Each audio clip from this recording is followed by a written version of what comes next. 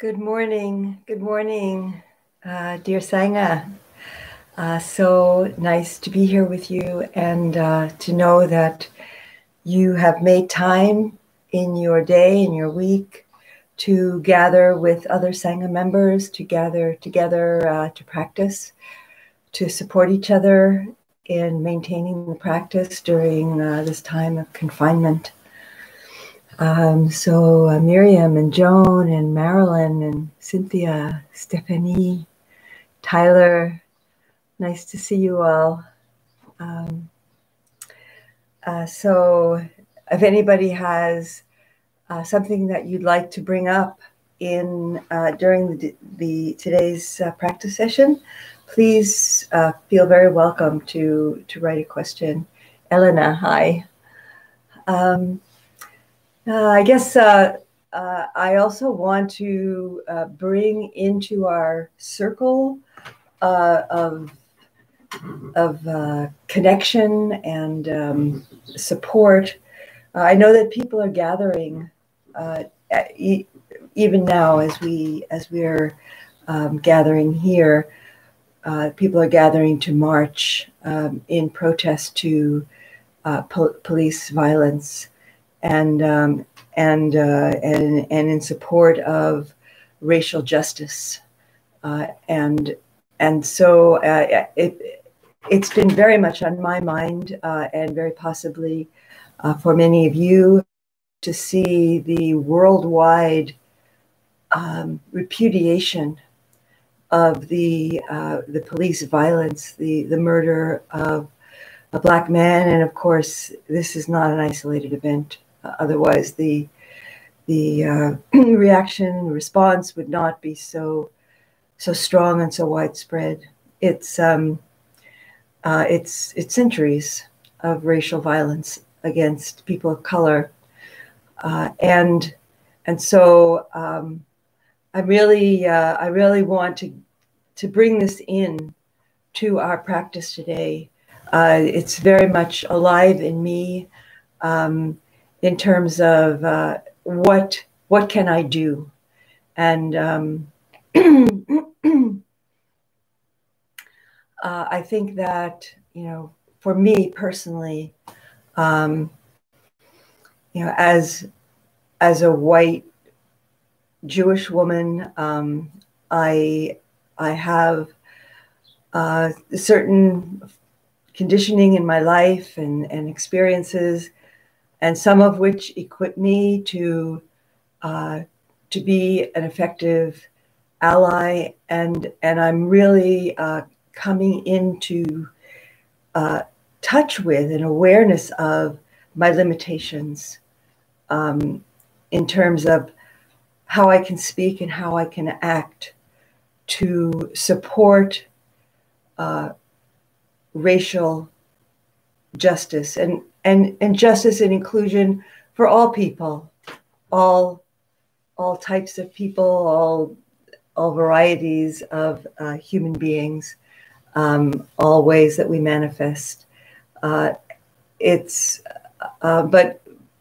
this moment in our world, focusing particularly on Black and Indigenous people. And so I've been energized to really join together with other white people so that we can educate ourselves. I think that what's important for each one of us is to ask, what can I do?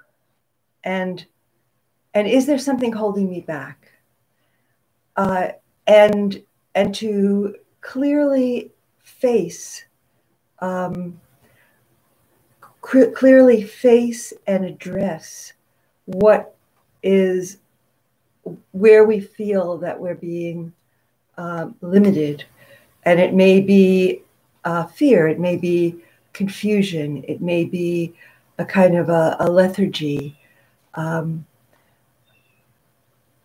I think that I feel very motivated and inspired to move past those blocks and to equip myself and to join my voice now as best I can with those who are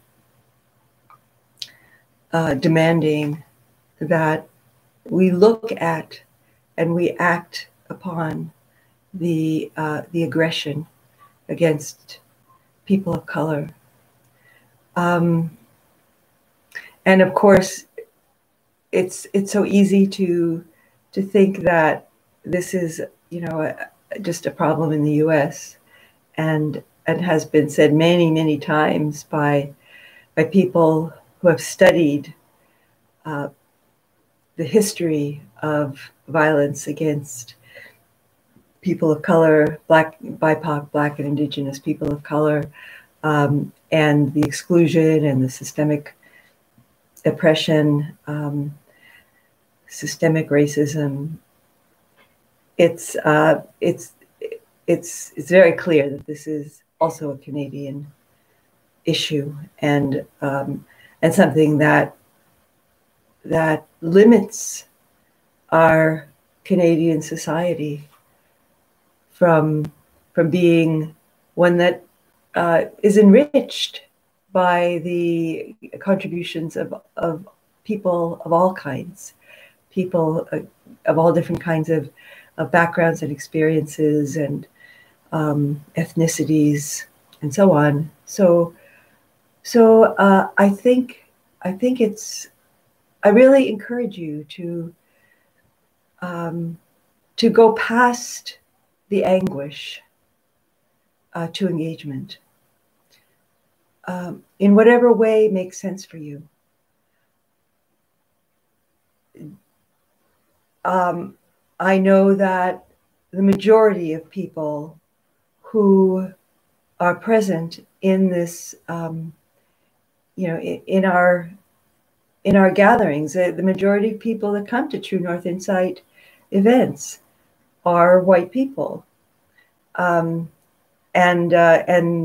for those who are people of color who are present here and who join in True North Insight, you are so welcome, and we need you. And now, just to address myself to people who are white, so, and that may be different kinds of people.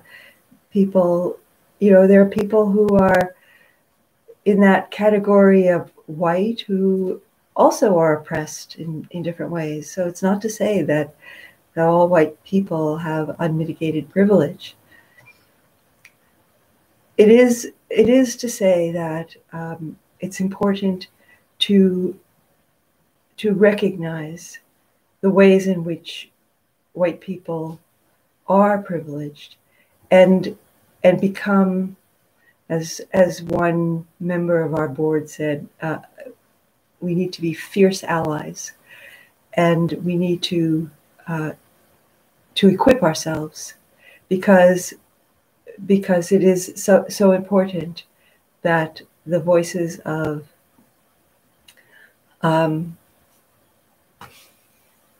white people join the voices of people of color, Black, Indigenous people of color, to demand that there be that this become a more equitable society. So I hope that you find your way to engage in this. I think it's a really crucial moment in our history, and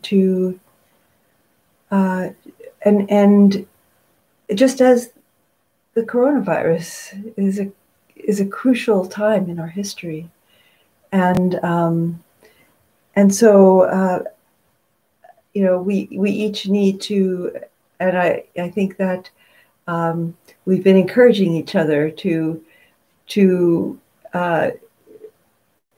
be aware of this moment and to put something helpful, something beneficial, something supportive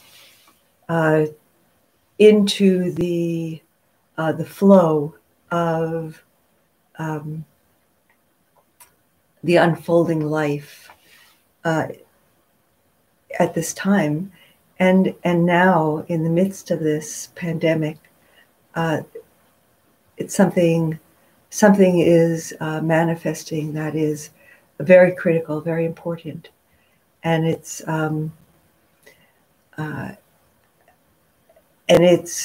there's a great risk that there could be, especially in the States, a time of repression. It could be things are very up in the air. So when, for me, I just feel that it's seeing that, it's the question arises: what can I do?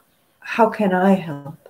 How can I contribute something that is positive, that is helpful, that is supportive to the outcome of, more inclusiveness, more respect, more kindness, more love, more compassion, and so each one of us, I think, can ask ourselves that, because we all have the capacity to do something.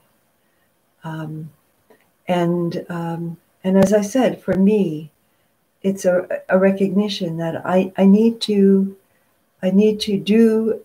learn more, and I need to recognize more clearly the conditioning factors that limit me from being truly an effective voice for change, for positive change, for racial justice.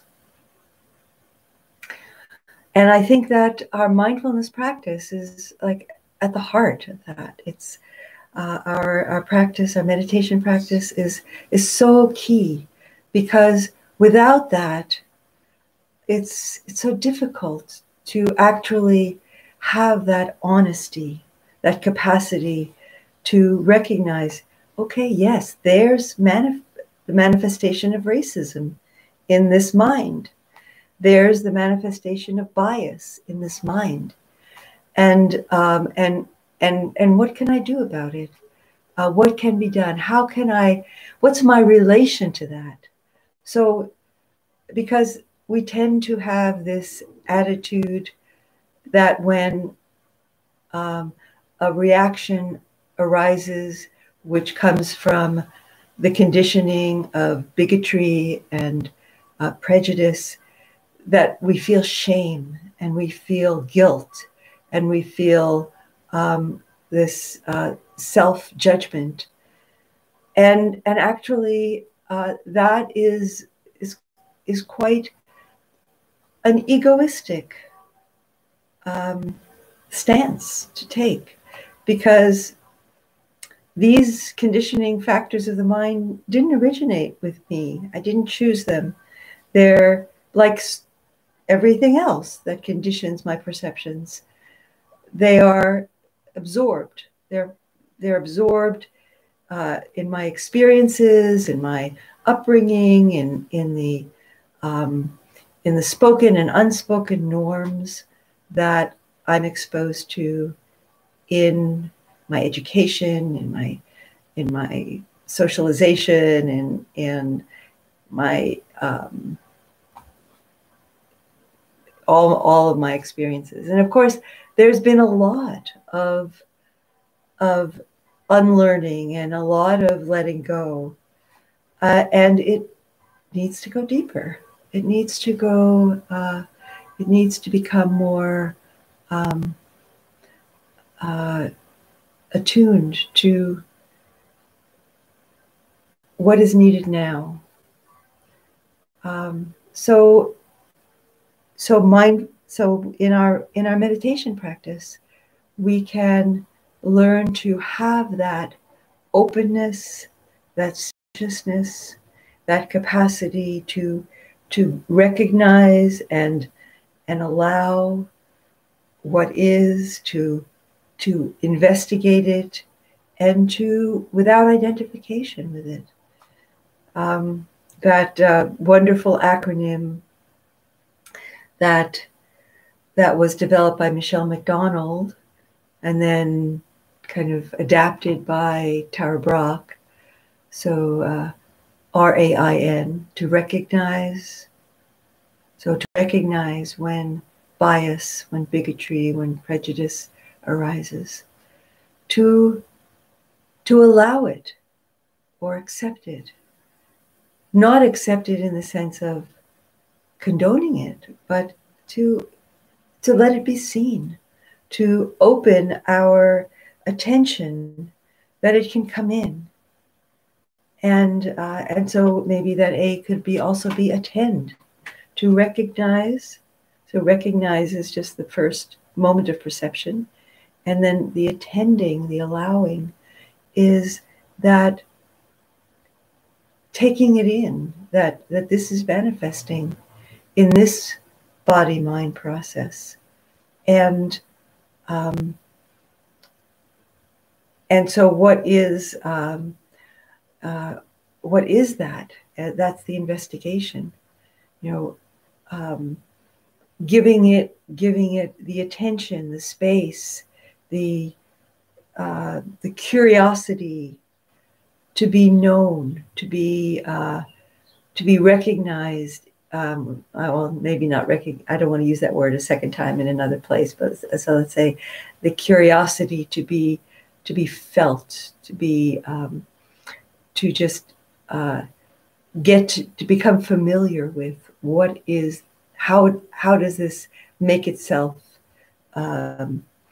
manifest in my being, and it could be in many ways. It could be in a kind of a numbing. It could be in a kind of a closing down, or a turning away, or fear, and how this is felt in the body mind. What kind of thoughts, what kind of physical manifestations. So, excuse me. And then the N, RAIN. So recognize, allow, accept, investigate. And then the N is non-identifying, which is how Michelle framed it. It's not me, it's not mine. It's not a self, it doesn't belong to a self. It's something that is conditioned. And as a conditioning, it can be deconditioned. As Ruth King says, racism is a heart disease, and it's curable. So which is so in line with the Four Noble Truths, the suffering and the cause and the end to suffering, the possibility of liberation, and the path. What is the path? And then the nurturing, which is how Tara Brach adapted it, is what's the medicine? So what's the medicine that is required to shift this, to let go of these conditionings, which so limit this heart to be able to include all beings fully, and also to be to do what is needed, to do what I feel called to. And it may not be exactly what you feel called to, but what do I feel called to respond skillfully at this time, at this critical time in our human evolution, our human story. So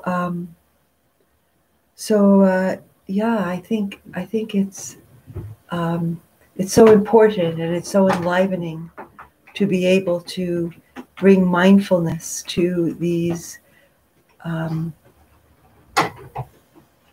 these questions, to this presence in the heart, uh, and and so our practice is key. Our practice is central. So thank you for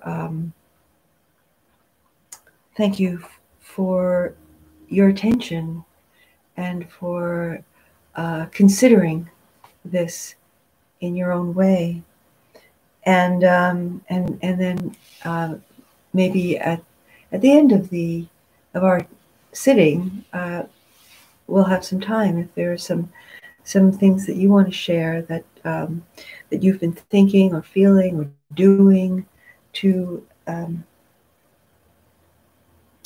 to to respond skillfully.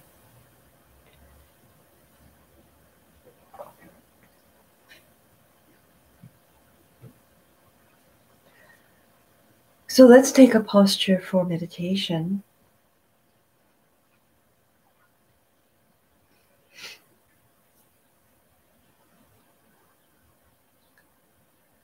Finding a posture that feels stable and balanced and energized, upright.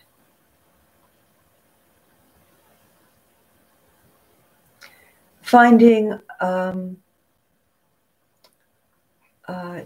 or choosing to dedicate this time to our practice, to your practice, to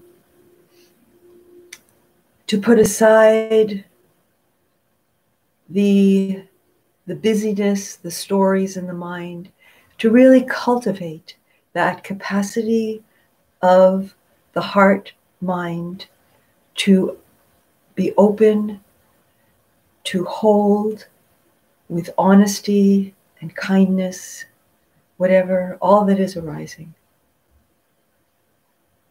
It's something that is both courageous and strong and gentle.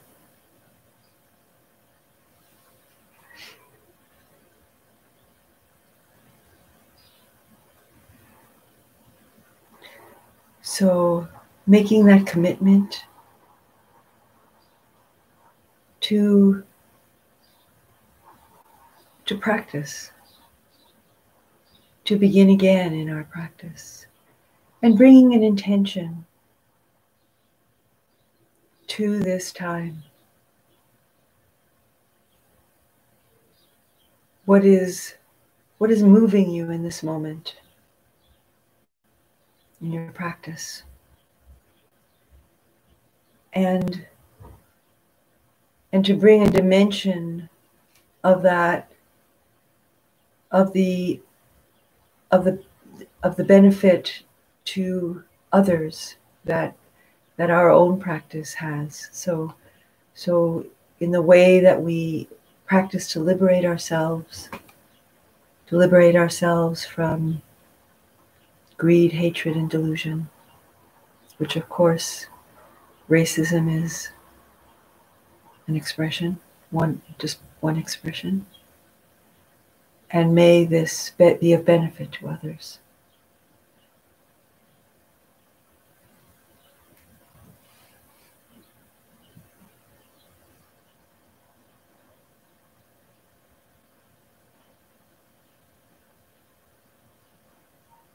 And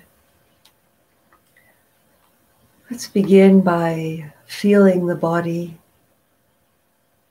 sitting on the earth, supported by the earth.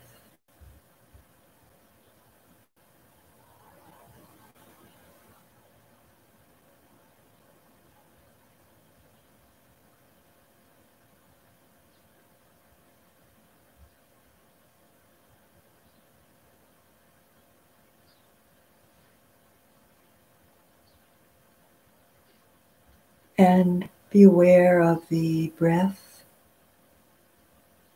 rising and falling, coming and going.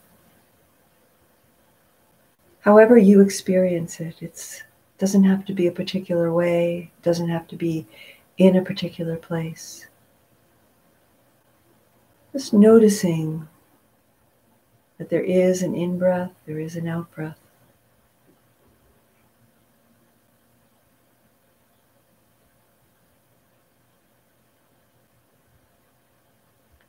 The changing nature of this.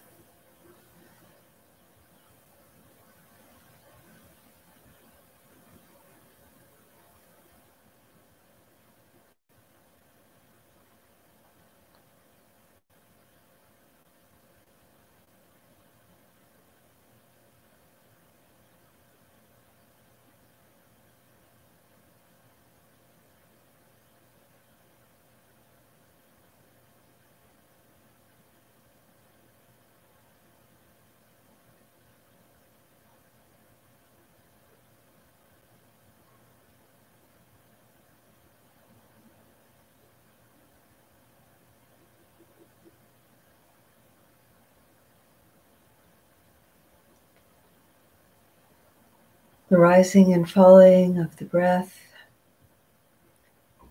is an aid to our continuing attention, our continuing mindfulness.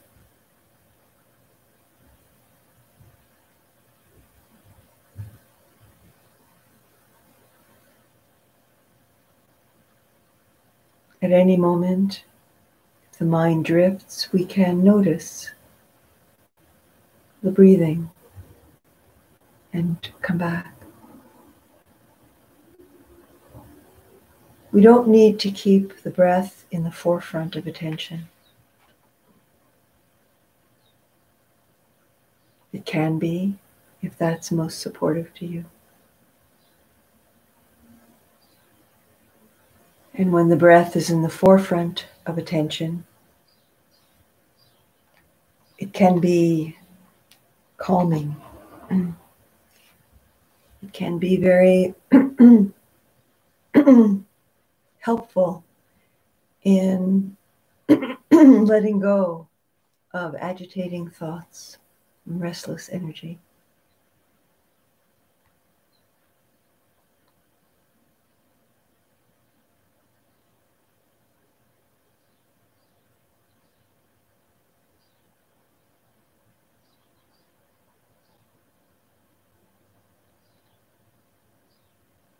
And when there's some degree of continuity of mindfulness, it can be very helpful to bring the attention to the body, the whole body. A sense of mindfulness present in the body.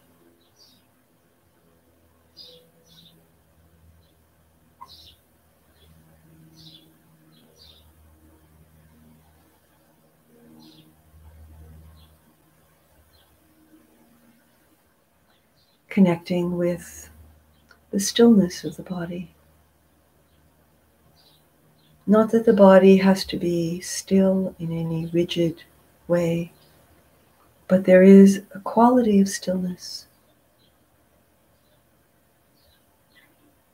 that we can find by bringing mindfulness to the whole body.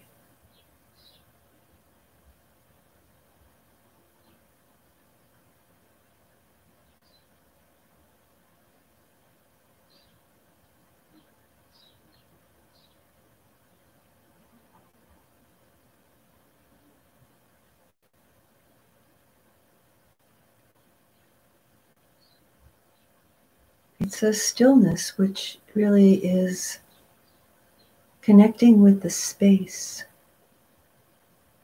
the nature of space, spaciousness of the body. That the body really is space. Of course, we know that from physics, that mostly everything is space.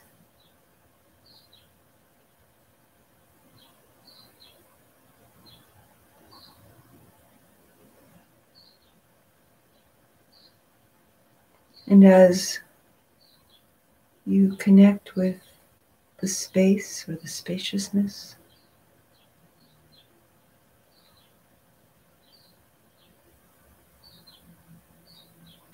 you can have a sense of that spaciousness being both inner and outer. It extends beyond the body, the nature of space.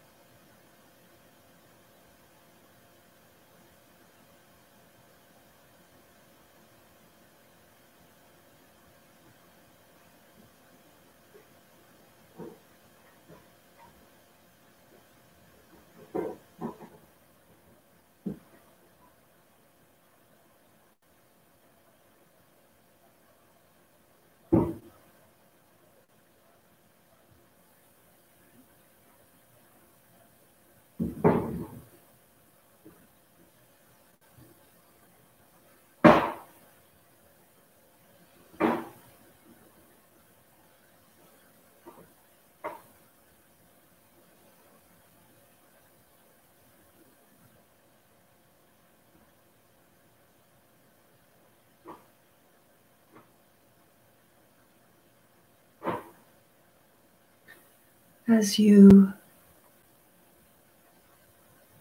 perhaps rest, as the mind rests to whatever extent that it does, in stillness, in spaciousness, you might discover a silence, a moment between thoughts, or perhaps a deepening of silence.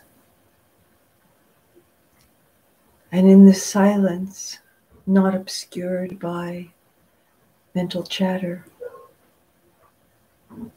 we can see the light of knowing. We can turn inward to the knowing quality of mind.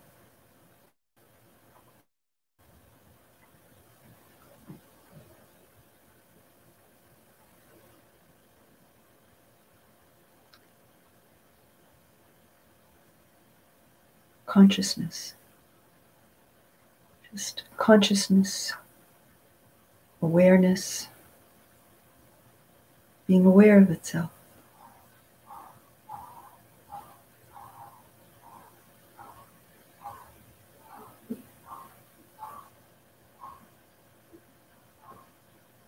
Resting in the knowing, not knowing of anything in particular.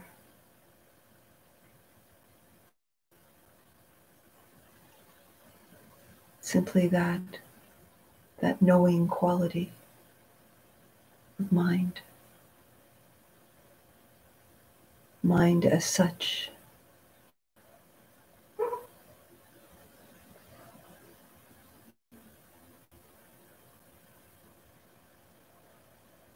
That may arise. It's not something that needs to be striven for, but just in the quieting of the mind, the stilling of the mind. What is knowing the stillness? What is knowing the breathing? What is knowing sounds that come and go?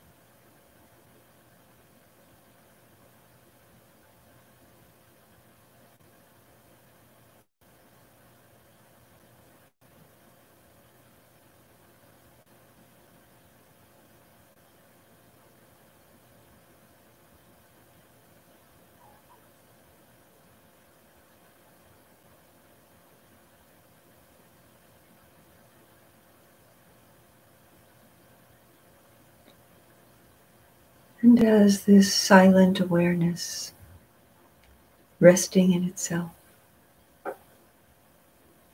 deepens, and to whatever extent this is an unfolding experience within your practice,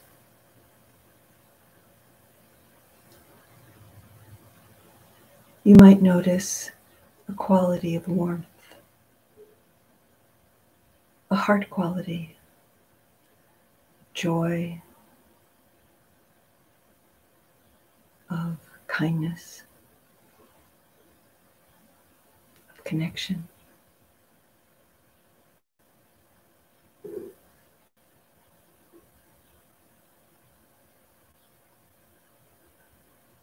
And giving attention to that invites its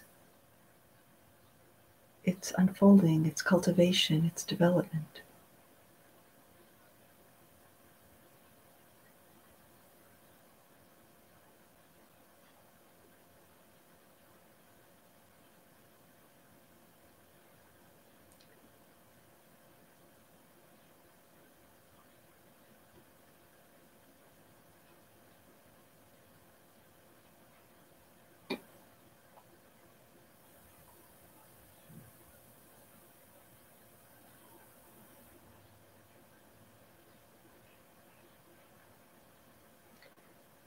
In this warmth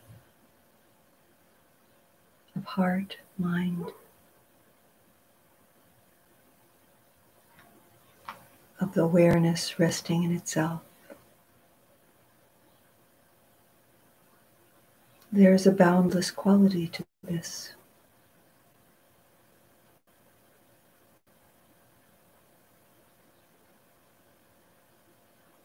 So let these words of guidance be an invitation, not something that you feel you need to strive for or realize exactly as I'm guiding it. But it's a bit of like a map or a direction.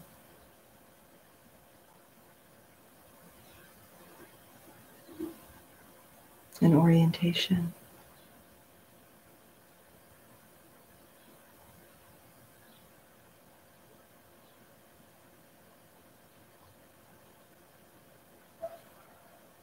And in this boundless quality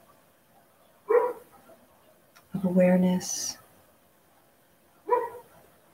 of kindness, of joy, gladness,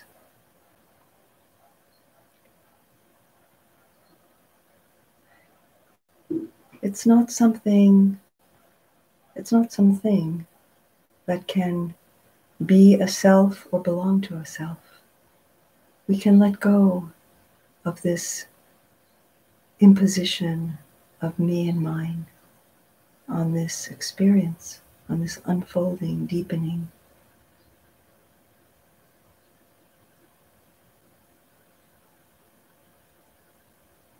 Just letting it be.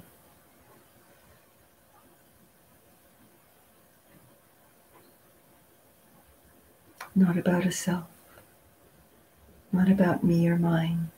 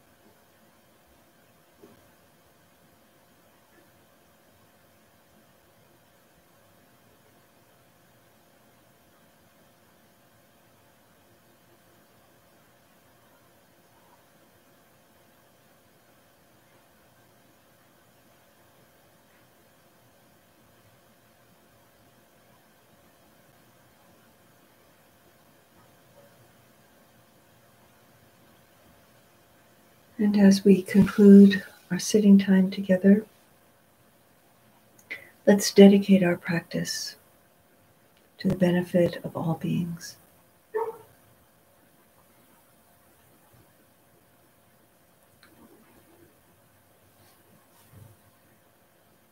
May my practice and my life, the blessings, the goodness of my practice and my life,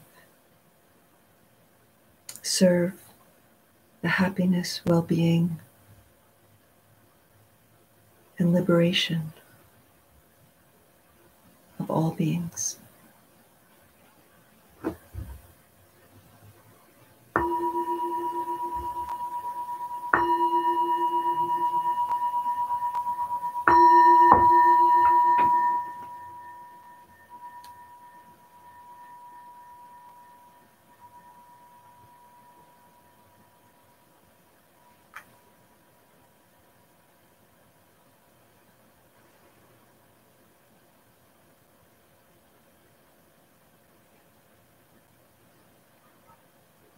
So if you want to write a question or a comment, please take this time to do so. In the meantime, I'd like to just make a few, say a few things. There's you might have already heard, there's a retreat coming up with Joseph Goldstein, Pascal Auclair, and Roxanne Doe. And this is a fundraiser for True North Insight. So True North Insight, like many small organizations, is in a time of, I would say, we're navigating some rough waters financially, and so we need, if we're going to survive this pandemic, we need your support. So I really encourage you to continue to whatever extent you're engaging, and even if you're only occasionally engaging with True North, with the offerings, the sittings and practices being offered by TNI, and you really want to see a vibrant organization with our 2.5 or so staff positions still being supported, and if you'd like to see us emerge intact from this pandemic, we really need your support. So I encourage you to support TNI, and also my livelihood is also kind of being put. Well, I'm okay, So I guess my strongest wish at this point is come to the retreat, buy a ticket, and that's a great support, or make a donation, which is of course tax deductible, and support TNI as an organization. And I want to say that we are really looking, as I spoke about in the before the sitting, we're really looking honestly at who we are, what we are as an organization, and how we can do more to support racial justice in this country and in our organization and in the teaching of the Dharma. So this is a very important concern for us. And I don't see anything emerging on the live chat as questions. So maybe I'll take this time to add that I'm considering offering an outdoor sitting at this time.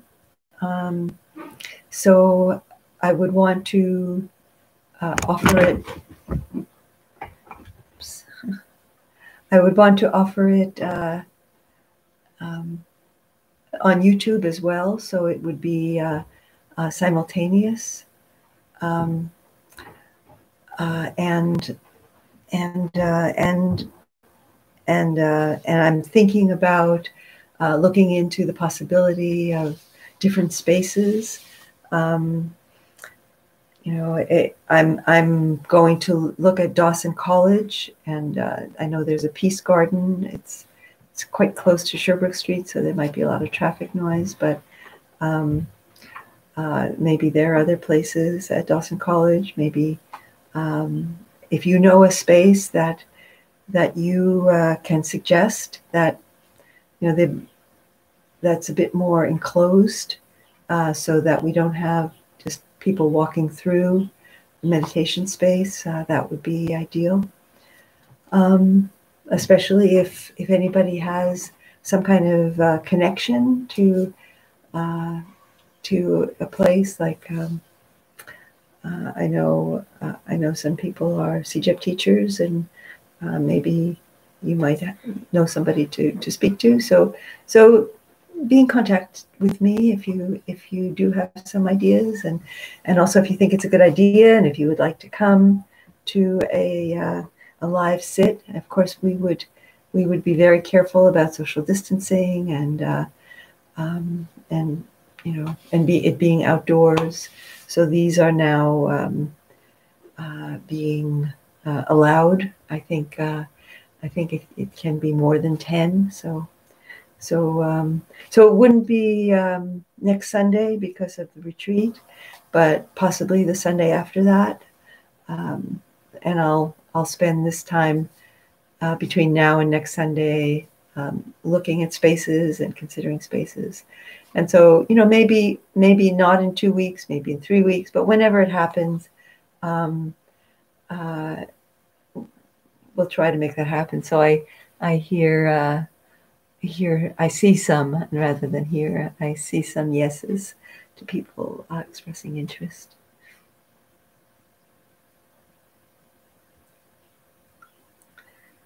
So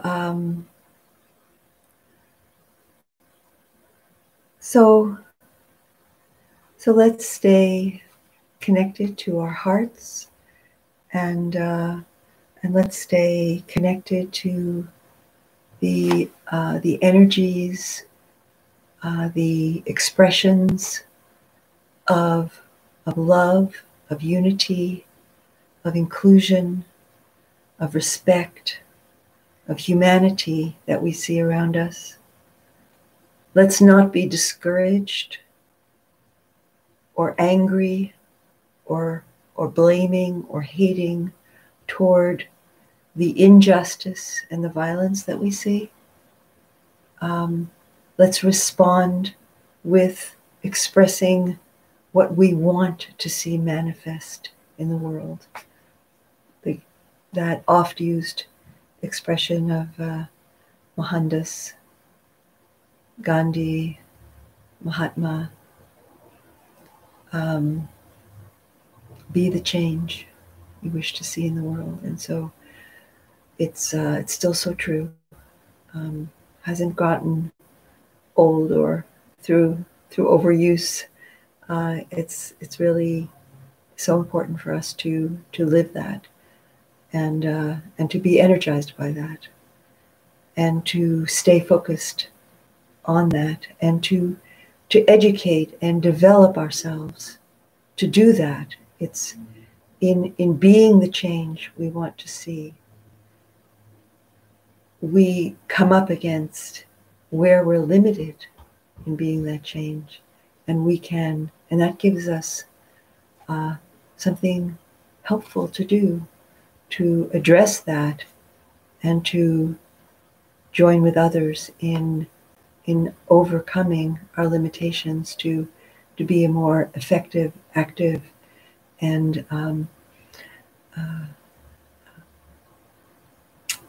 compassionate voice for inclusion, respect for all humanity and all life. So,